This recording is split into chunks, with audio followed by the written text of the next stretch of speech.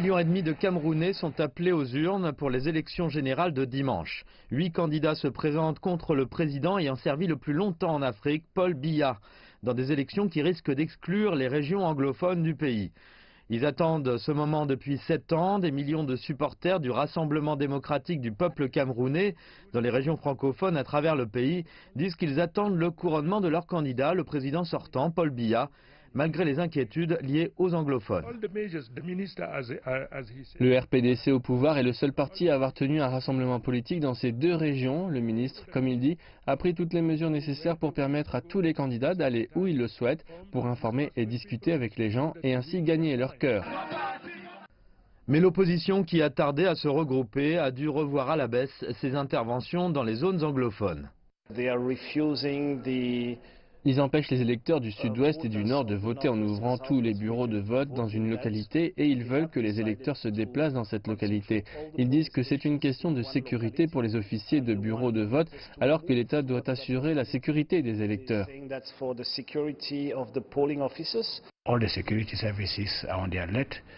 Tous les services de sécurité sont en alerte. En cas de problème, nous pouvons maîtriser la situation. Je peux vous dire que les élections auront lieu dans une atmosphère sereine.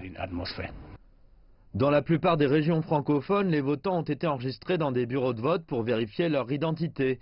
Chaque électeur doit posséder une carte d'électeur pour voter. Les 9 candidats à la présidence auront leur visage et leur nom imprimés sur les bulletins pour faciliter leur identification. L'organe des élections au Cameroun dit avoir déployé du matériel dans les bureaux de vote dans la plupart du pays et se prépare aux élections de dimanche.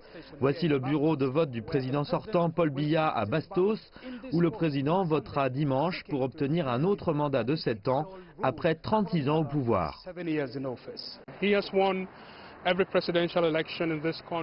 Il a gagné toutes les élections présidentielles de son pays depuis les années 1990 et il a la machine étatique à son avantage. Il a l'avantage d'être un candidat et beaucoup plus de ressources que les autres candidats. Mais il pourrait aussi y avoir une surprise du côté de l'opposition qui se rassemble et pourrait créer la surprise.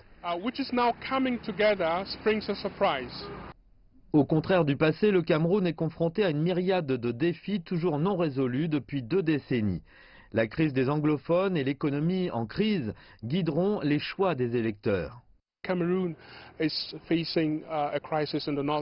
Le Cameroun fait face à une crise dans le nord du pays avec Boko Haram qui n'est pas parti autant qu'on aurait voulu. Mais il y a aussi la pauvreté, les infrastructures, ces problèmes qui résonnent parmi tous les Camerounais et qui demeurent de grands problèmes dans cette élection. Les Camerounais devront prendre une décision et espérer un meilleur avenir, une nouvelle ère pour des milliers de personnes prises dans le conflit. Mais peu de gens croient que le pays pourra sortir de la crise grâce aux élections présidentielles.